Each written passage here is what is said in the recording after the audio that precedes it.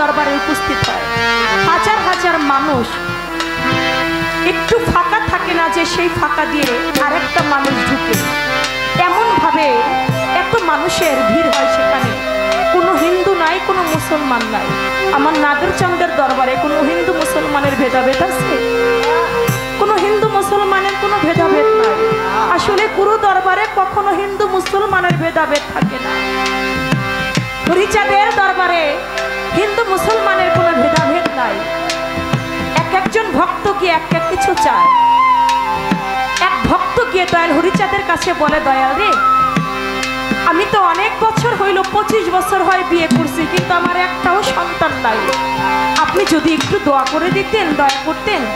বলে, যাও, আমি তোমার জন্য আশীর্বাদ করেছি, মালিক চাইলে তোমার সন্তান হবে। চলে গেল। আরেকজন আসলো, দয়াল আমি ব্যবসা করি, আমার ব্যবসার মধ্যে কোনো লাভ নাই, শুধু লস হয়, আপনি যদি একটু দোয়া করতেন। বলে, যাও, তোমার ব্যবসায় লাভবান তুমি হবা। আরেকজন গিয়ে বলে, দয়াল আমার মেয়ে তো পরীক্ষা দিবে, পরীক্ষায় যেন পাশ করে। কয়, যাও, করবে। এমনি ভাবে রাত্র 11:30, 12টা পর্যন্ত একজন ভক্ত আমার সজীব চাঁদের কাছে, আমার নাগর চাঁদের কাছে এক এক কিছু চায়। দয়াল সবাইকে সব কিছু দিয়ে দেয়। পরে রইল অশ্বিনী। অশ্বিনী আর দয়ালের কাছে কিছুই চাই না। ও শুধু দয়ালের দিকে তাকিয়ে দু চোখের পানি ছাড়ে। দয়াল ডাক দিয়া কয়, কিরে অশ্বিনী, আমার এত এত ভক্ত, কত জনে কত কিছু চাইলো, কিরে তুই তো আমার কাছে কিছু চাইলি না রে? করে, দয়াল তোমার কাছে আছে কি আর তুমি আমারে দিবা কি? তোমার কাছে যা ছিল, যে যা চাইলো সবাই তো সব দিয়ে দিলা, এখন আছে কি আর তুমি আমারে দিবা কি? বলে, কি আছে, কি দিবা? কয়, তুই যা চাবি আমি তোরে তাই দেব। কয়, না দয়াল, যে যা চাইছে সবাই রে সব দিয়া দিছ, তুমি যদি আমার এই হাতটার মধ্যে হাত রেখা কথা দাও, আমি তোমার কাছে যা চাবো তুমি আমায় তাই দিবে, তাহলে আমি তোমার কাছে চাবো না, চাবো না। বলে, ঠিক আছে। দয়াল মনে মনে ভাবে, আমার অশ্বিনী অত্যন্ত গরিব মানুষ, বাড়ি বাড়ি ভিক্ষা করে খায়, হয়তো আমার কাছে কিছু টাকা পয়সা, একটু ধন সম্পদ চাবে। আমি তো দয়াল, আমার তো কিছু কম নাই যে আমি তোর হাতে হাত রেখে কথা দিলাম, তুই আমার কাছে যা চাবি আমি গুরু তোকে তাই দেব। কথা যখন দেওয়ানি হয়ে গেল, বলে, দয়াল আমি তোমার কাছে কি চাই জানো? বলে, কি চাস? বলে, আমি প্রতিদিন বাড়ি বাড়ি ভিক্ষা করি, 20 বাড়িতে গেলে 10 বাড়ির লোক আমাকে ভিক্ষা দেয়, আর 10 বাড়ি থেকে সচিবে আমাকে দূর দূর করে তাড়ায় দেয়। আমি যদি ভিক্ষা করতে যাই, 10 বাড়ির লোক আমারে ভিক্ষা দেয়, আর 10 বাড়ির লোক আমারে দূর দূর করে তাড়ায় দেয়। ভাই, আমি কি তোর জন্য দোয়া করবো যাতে তুই বাকি 10 ঘর হতো ভিক্ষা পাস? বলে, না দয়াল, আমি ওইটা চাই না। আমি চাই আমাকে যেন কোনো বাড়ি থেকে ভিক্ষা না দেয়। বলে, তাহলে তুই কেমন করে চলবি, কি করে খাবি, তোর তার কোনো কাজ নাই? বলে, দয়াল রে, আমি যখন ওই বাড়ি বাড়ির খাবার বাড়িতে এনে রান্না করি, আমার রান্নার মাঝে কিছু সময় চলে যায়, যে সময়ের মধ্যে আমি আমার নাগরের নাম নিতে পারি না, আমি আমার সজীব চাঁদের নাম নিতে পারি না। ওই খাবারটা যখন আমি খাইতে যাই, আমার খাবারের মধ্যে কিছু সময় চলে যায়, যে সময়ের মধ্যে আমি আমার মুর্শিদের নাম নিতে পারি না। দয়াল রে, কি পাগল বানাইলা, যেই দিকে যাই শুধু তোমারই দেখি, তুমি ছাড়া যে আমি আর কিছুই দেখি না। তাই বলেছি, আরে